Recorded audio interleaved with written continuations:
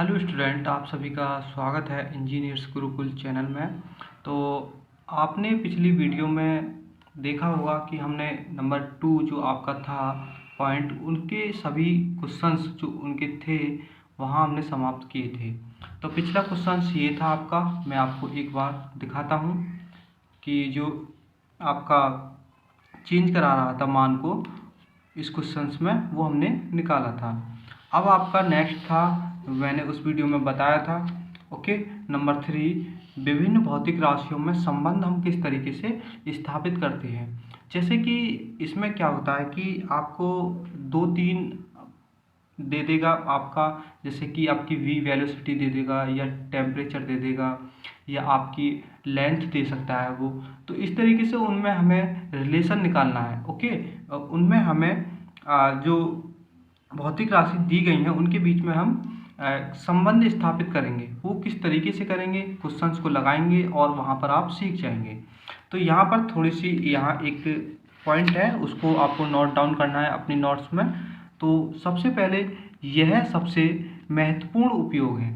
यदि हमें किसी भौतिक राशियों के विषय में यह ज्ञात हो कि वह किन भौतिक राशियों पर निर्भर करती है, तो हम उन सभी भौतिक राशियों के मध्य संबंध स्थापित कर सकते हैं।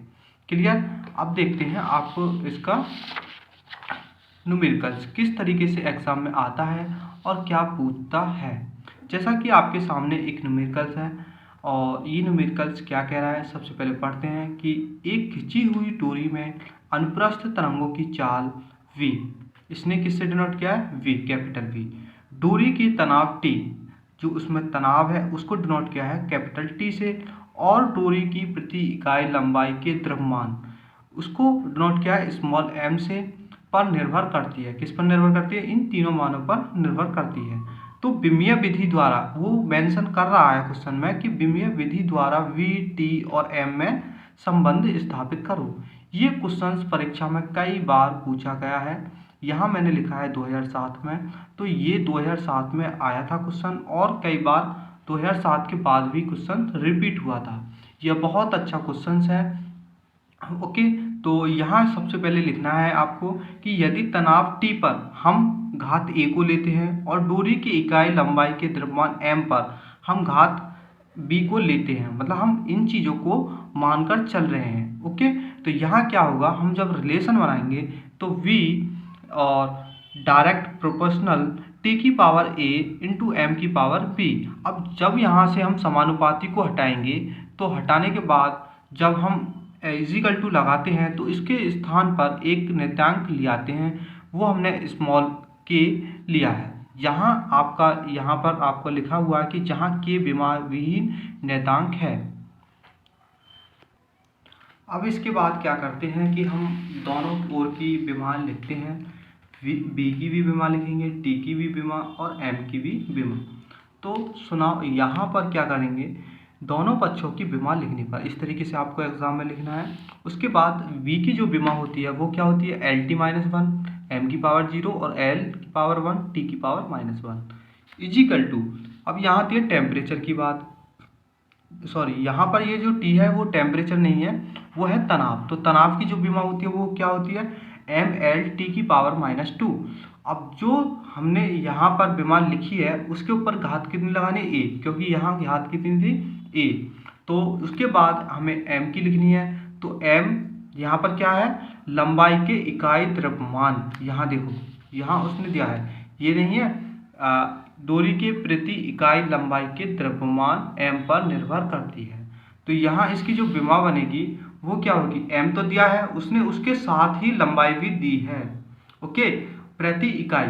उसके कहने का मतलब ये है, इस तरीके से वो बोल रहा है कि m/l, इस तरीके से बोल रहा है वो। समझ में आया। क्वेश्चंस में देखो कि डोरी के प्रति इकाई लंबाई के द्रव्यमान m, ओके। तो यहाँ पर इस तरीके से वो बोल रहा है, तो m की जो विमा होगी वो m होगी, l की क्या होगी, l की पावर -1, क्योंकि प्रति में बोला है तो यहाँ नीचे है हर में आएगा, अब जब ऊपर पहुँचेगी तो -1 में हो जाएगा। m l की पावर -1 की पावर b। समझ में आया इतना। अब आगे क्या करेंगे इसके बाद, अब यहाँ ये a है तो इसकी इसमें मल्टीप्लाई, इसकी इसमें मल्टीप्लाई, इस तरीके से करेंगे। अब देखो यहाँ मैंने डायरेक्ट मेंशन कर दिया है, जैसे कि यहाँ m की पावर a, अब इसकी भी पावर m की पावर और यहाँ होगी b, m की पावर b। अब उसके बाद क्या होगा, m की पावर a और यहाँ m की पावर b। तो दोनों जब हम दोनों में गुणा करेंगे, क्योंकि यहाँ भी गुणा है, तो ये दोनों घातें क्या होंगी, जुड़ जाएंगी, m की पावर a प्लस b में लिखी हैं। जैसा कि यहाँ आपको दिख रहा है कि m की power a plus B into L की पावर क्या होगा, a माइनस बी। अब देखो a माइनस बी कैसे, कि a की पावर ये और ये जो है माइनस में है, तो जब हम गुणा करेंगे तो दोनों जुड़ेंगे, ये एक माइनस में तो a माइनस बी हो जाएगा। इसी तरीके से यहाँ देखो t की पावर -2 है और यहाँ t है नहीं, तो यहाँ डायरेक्ट लिखेंगे t की पावर -2a। अब उसके बाद क्या करेंगे, यहाँ जो कि जो विमा दी है, जो हमने लिखी है, वो जो के तो लिखेंगे। उसके बाद क्या करेंगे, दोनों की आपस में तुलना करेंगे, कंपेयर करेंगे एक दूसरे को। तो दोनों पक्षों से m l t की तुलना करने पर जब हम तुलना करेंगे तो यहाँ पर क्या होगा, m से तुलना, l से तुलना, t से तुलना। तो m की पावर यहाँ 0 है, यहाँ m की पावर a प्लस बी है, तो a plus B is equal to 0। उसके बाद l की पावर यहाँ क्या 1 है, यहाँ l की पावर a माइनस बी है, तो यहाँ लिखेंगे a minus B is equal to 1। अब देखो यहाँ t की पावर -1, यहाँ है t की पावर -2a। अब देखो -2a इज इक्वल टू -1, इस तरीके से कंपेयर कर देंगे। तो a बराबर क्या होगा, 1/2, यहाँ निकल आया a का मान आपका। उसके बाद क्या करेंगे, दोनों को करेंगे सॉल्व इक्वेशंस को लेकर। तो यहाँ क्या होगा, ये माइनस प्लस ये माइनस, ये एक दूसरे से कट जाएंगी, a से a कट गया और यहाँ होगा ये 2b और यहाँ होगा आपका -b। तो b बराबर यहाँ पर कितना आएगा, -1/t। अब उसके बाद जैसा कि मैंने आपको बताया था a का मान पीछे, इसी तरीके से यहाँ a का मान लिखा हुआ है। अब क्या करेंगे, a b के मान को समीकरण फर्स्ट में रख देंगे। अब समीकरण फर्स्ट क्या थी आपकी, ये वाली ऊपर मैंने यहाँ पर लिखा है समीकरण नंबर फर्स्ट, ये आपकी पहली है। तो इसमें क्या करेंगे, इन सभी के मानों को यहाँ रख देंगे। तो रखा हमने, तो यहाँ पर कितना होगा, v is equal to k into T की पावर 1/2 इंटू m की पावर -1/2, इस तरीके से आ गया। अब यहाँ क्या होगा कि आपका जो नेतांक है वो जो का तो रहेगा, v is equal to k into, अब t की पावर 1/2, अब m की पावर 1/2, दोनों की विमा है। इस तरीके से मैं समझाऊंगा आपको, t की पावर 1/2, अब यहाँ m की पावर माइनस है तो नीचे चला जाएगा, m की पावर 1/2। अब दोनों की पावर 1/2 है, तो इस तरीके से लिख सकते हैं इनको, t की अपॉन m की पावर 1/2। अब जैसे कि हम 1/2 यहाँ लिखी हुई है ये, तो हम इसको हटाएंगे तो वर्गमूल में ले आएंगे। ओके, इतनी तो आपको मल्टीप्लिकेशन आती होगी, तो यहाँ वर्गमूल में आ जाएगा। तो क्या होगा, v is equal two into वर्गमूल में t अपॉन m। ये इस तरीके से आपका फॉर्मूला यहाँ पर बनकर तैयार हो गया है। ओके, इसी तरीके से हम निकालते हैं। आगे कुछ अन्य महत्वपूर्ण क्वेश्चंस को देखते हैं, ट्राई करते हैं। ओके, जो कि एग्जाम में बार बार पूछे गए हैं। ये क्वेश्चंस आपके सामने है। ओके, तो क्वेश्चन क्या कह रहा है कि द्रव तल पर बनी जो लैम्डा है तरंगदैर्घ्य वाली तरंगों का वेग निम्न सूत्र से दिया जाता है। ये एग्जाम में 2004 में पूछा गया है। तो यहाँ इन्होंने फॉर्मूला भी दिया है, v is equal to G small में इंटू 10 अपॉन 2 की पावर n।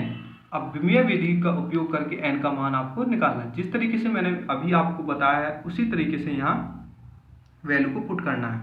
अब यहाँ मैंने सारी चीज़ लिख दी है कि b की जो विमा आती है वो क्या थी, LT-1 या m की पावर 0 या ठीक है इंटू l इंटू टी की पावर -1। ओके, उसके बाद g की जो विमा होती है, क्योंकि g होती है स्मॉल g गुरुत्वाकर्षण ग्रेविटी एक्सेलरेशन। ओके, नाउ यहाँ पर इसकी विमा होगी आपकी l इंटू टी की पावर -2। क्लियर। इसके बाद जो आती है आपकी तरंगदैर्घ्य, तो तरंगदैर्घ्य की जो विमा होती है वो होती है l। क्लियर। उसके बाद क्या करेंगे, दोनों पक्षों की विमाएं रखेंगे। तो यहाँ पर ना क्या होगा, आप यहाँ होगा l इंटू टी की power -1 is equal to L T की पावर -2 इंटू एल की पावर n। क्लियर। इतना आपको समझ में आ गया। पिछली तरीके से ही वो सारी चीज़ें हमने निकालनी है। अब देखो यहाँ आपका 2 है, तो 2 क्या है, वैल्यू है, ये विमाहीन है, इसकी कोई विमा होती नहीं है, तो ये यहाँ पर हमने छोड़ दिया क्योंकि जी की जो विमा थी आपकी जी की विमा थी ये, ओके। और जो आपकी लैम्डा की वैल्यू है ये इस तरीके से, और इन सबकी पावर जो लग रही है यहाँ पर ये कितनी है n, तो इनकी पावर कितना होगा n। क्लियर है यहाँ पर। इसी तरीके से हमने यहाँ पर पिछले वाले सवाल में किया था, इसी तरीके से इस सवाल को। अब बाकी आपका जो कैलकुलेशन है वो सारी चीज़ लगनी है यहाँ। तो l इंटू टी की power -1 is equal to L की पावर 2, इस तरीके से 1 घात इसकी 1 घात इसकी गुणा करेंगे तो गुणा करते समय घातें जुड़ जाती हैं। क्लियर। टी की पावर -2 तो टी की पावर -2 की पावर n सभी की। उसके बाद एल टी की पावर -1 एल टी की पावर -1 की पावर 2, क्योंकि यहाँ भी 2 है तो यहाँ से हमने 2 को उठाकर यहाँ की मल्टीप्लाई कर दी है, तो ये कितना होगा 2n। क्लियर। अब देखो यहाँ भी एल टी -1 है, यहाँ भी एल टी -1 है, इसकी पावर कितनी है 1 है और इसकी पावर 2n है। तो यहाँ हमें, क्योंकि सवाल में पूछा है n की वैल्यू, तो हमें n की वैल्यू निकालनी है। तो 2n बराबर 1, तो n की वैल्यू आई आपकी 1/2। क्लियर। यहाँ पर आपका ये आपका बहुत अच्छा न्यूमेरिकल्स है, कई बार एग्जाम में पूछा गया है। अब देखो इससे भी अच्छा बेहतर क्वेश्चंस मैं आपको नेक्स्ट बताने वाला हूँ। ये तो कई बार एग्जाम में पूछा गया है, ओके। 2002, 2000 और समथिंग 2008 के करीब में भी ये क्वेश्चन आया था, ओके। जैसा कि आपके सामने ये क्वेश्चन है।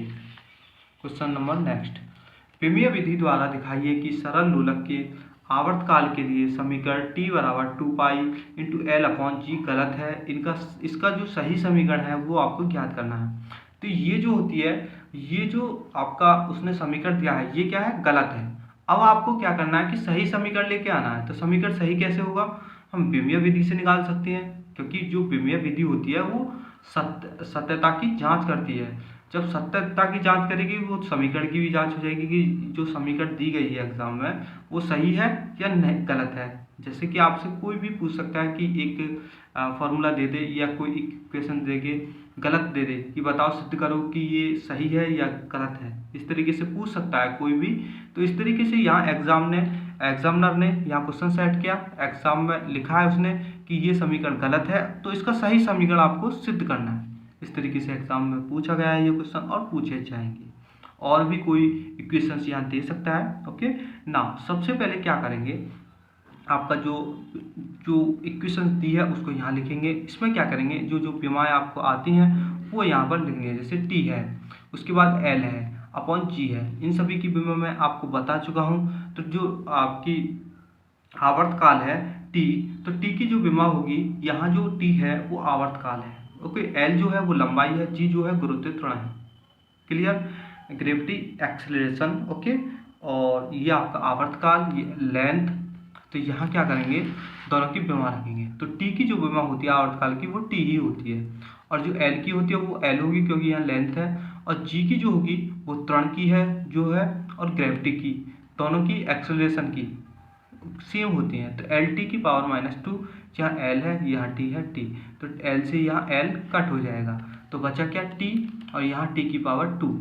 तो यहाँ हम लिख सकते हैं कि अतः समीकरण गलत है। क्लियर। अतः समीकरण गलत है क्योंकि यहाँ टी की पावर 2 है, यहाँ टी की पावर 1 है, तो ये सिद्ध हुआ कि यह जो समीकरण है वो गलत है, ओके। आगे देखते हैं आपका नेक्स्ट सवाल। नेक्स्ट सवाल है आपका वंडर वॉल समीकरण P + A/v² into v - v is equal to r into T. तो पीछे एक क्वेश्चन था आपका ये वाला, उसमें थोड़ा सा मुझे डाउट लगा एक कि मैंने कुछ छोड़ा है, तो उसको थोड़ा क्लियर कर लेते हैं। क्योंकि यहाँ सवाल में एक चीज़ और पूछी गई थी कि इसका सही समीकरण ज्ञात करो। हमने ये तो सिद्ध कर दिया कि आपका जो ये समीकरण है वो गलत है, क्योंकि दोनों की जो घातें हैं वो सेम नहीं आ रही हैं, तो इससे ये सिद्ध तो हो जाता है कि ये समीकरण गलत है। लेकिन उसने क्वेश्चन में ये भी कहा है कि इसका सही समीकरण ज्ञात करो। तो सही समीकरण के लिए क्या करेंगे, देखो यहाँ पर t है, इसकी पावर कितनी है 1 है। क्लियर। इसकी जो पावर है 2 है, तो इसको कैसे काटेंगे, इसमें क्या करेंगे, यहाँ इसकी 1/2 करेंगे, क्योंकि जब हम आपस में मल्टी करेंगे तो ये दोनों कट होगा। जब हम इस तरीके से करेंगे 1/2 करेंगे, तो 1/2 से आपको ध्यान आना है कि वर्ग में चढ़ाना है। वर्ग किस में चढ़ेगा, इस वाले में। तो यहाँ हम लिख सकते हैं इस तरीके से कि जो t बराबर होगा वो 2π इंटू अंडर रूट में एल अपॉन जी। इस तरीके से इसका ये सही समीकरण हो जाएगा। ये आपको नेक्स्ट स्टेप में बढ़ाकर लिखनी है कि ये जो है समीकरण गलत है सबसे पहले, उसके बाद इसकी जो सही समीकरण होगी, अतः इसकी जो सही समीकरण होगी तो दोनों की जो घातें हैं वो सेम होनी चाहिए। तो इसलिए हम इसमें इसकी जो मल्टीप्लाई करेंगे 1/2 से करेंगे, तो 1/2 से ये कट हो जाएगा। तो उसके बाद क्या होगा, आपकी जो विमाएँ हैं t = t हो जाएगा। समझ में आया?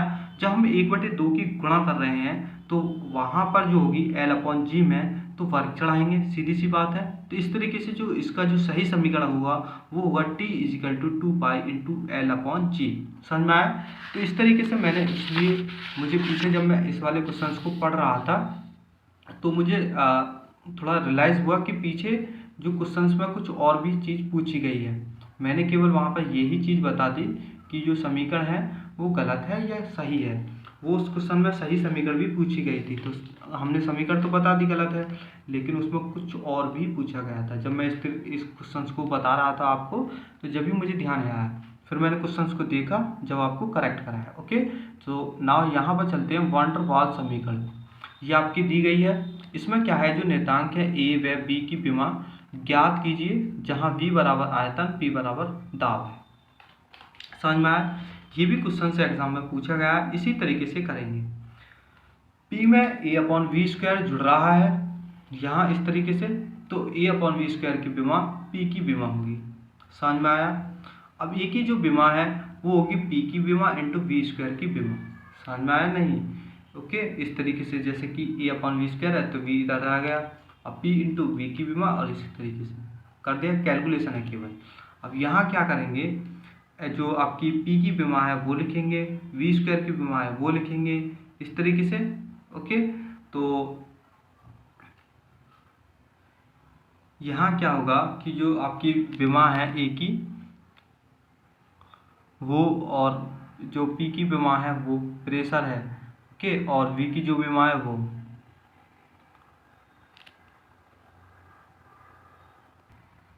अब आपकी जो विमाएँ हैं वो लिखेंगे, तो p की जो विमा होती है वो होती है ml⁻⁻1 इंटू t⁻²। अब यहाँ पर जो है आपका v वॉल्यूम है, तो वॉल्यूम की जो विमा बनेगी लंबाई चौड़ाई इंटू ऊंचाई, इस तरीके से होती है। तो यहाँ दोनों सभी की 3 बार मल्टीप्लाई करेंगे इस तरीके से, जैसे लंबाई गुणा चौड़ाई, तो चौड़ाई की कितनी होगी l, ऊंचाई l, तो तीनों की मल्टीप्लाई करेंगे तो इस तरीके से l⁻³ आ गई। अब इसका स्क्वायर है तो इसका स्क्वायर करेंगे तो जो a की जो विमा निकल कर आएगी, क्योंकि सवाल में पूछा भी वही गया है कि a व b की विमा ज्ञात कीजिए। समझ में आया? तो a और b की विमा पूछ रहा है वो, जहाँ b आयतन है, p दाब है, तो दाब की आपने विमा लिख ली प्रेशर की ml⁻⁻1 t⁻² इंटू l⁻3, ये वॉल्यूम की, इसका स्क्वायर है, तो ये कितना होगा 6 हो जाएगा। यहाँ 6 प्लस में है, यहाँ 1 माइनस में है, तो l की पावर कितना हो जाएगा 5। बाकी जो कहता हूँ क्योंकि और कोई चीज़ दी नहीं गई है, तो m into l⁻5 into t⁻²। ये आपकी a की जो विमा है वो आ चुकी है, जो पूछी गई है। अब उसके बाद पूछी है v की विमा। जब v की विमा पूछी है तो v कहाँ पर है, यहाँ मेंशन किया है, तो v वॉल्यूम में से ही वो चीज़ घट रही है। क्या जो आपकी v है वो घट रही है, तो क्या करेंगे हम यहाँ पर केवल वॉल्यूम की ही विमा लिख देंगे, और जो कि जो होगी, क्योंकि इस तरीके से हम लिखेंगे, सपोज आप मान के चलो v माइनस v = p, तो v = वॉल्यूम। ओके, ये आपकी क्या होगी, v की विमा होगी, तो इसकी जो विमा होगी वो लिख देंगे। इसकी जो विमा आई आपकी निकल के l⁻3। समझ में आया? इस तरीके से b की भी विमा आपकी निकल आई। अब देखो यहाँ पर मैंने सभी चीज़ लिख दी हैं कि जो आपके आयतन में से ही v घट रहा है, तो v की जो विमा होगी वो आयतन की विमा के बराबर होगी। समझ में आया? l⁻3, तो दोनों चीज़ निकल आई। तो जो कि क्वेश्चंस में ये चीज़ पूछी गई है, तो इस तरीके से भी क्वेश्चंस पूछ सकता है एग्जाम में, और ये 2001 में आया है। ओके, नेक्स्ट क्वेश्चन और देख लेते हैं। ये है आपका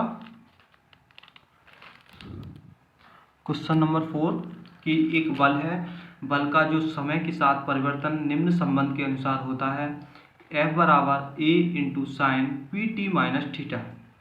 ओके, a/p की विमा उसने पूछ रहा है वो क्वेश्चन में, a/p की विमा। समझ में आया? अब देखो यहाँ क्या करेंगे, सबसे पहले 2011 में तो ये सबसे पहले क्वेश्चन पूछा गया है। ओके, 2011 में रिसेंटली है एक तरीके से। और यहाँ पर जो 2011 में भी शायद एक बार ये 2014 की समथिंग भी पूछा गया था। तो बहुत अच्छा क्वेश्चन है। तो sine into P T minus theta विमा विहीन है, ठीक, क्योंकि यहाँ ये इसकी कोई विमा तो होती नहीं है, होती हो तो बताओ। कोई विमा नहीं होती, एफ की भी हो सकती है, ए की भी हो सकती है।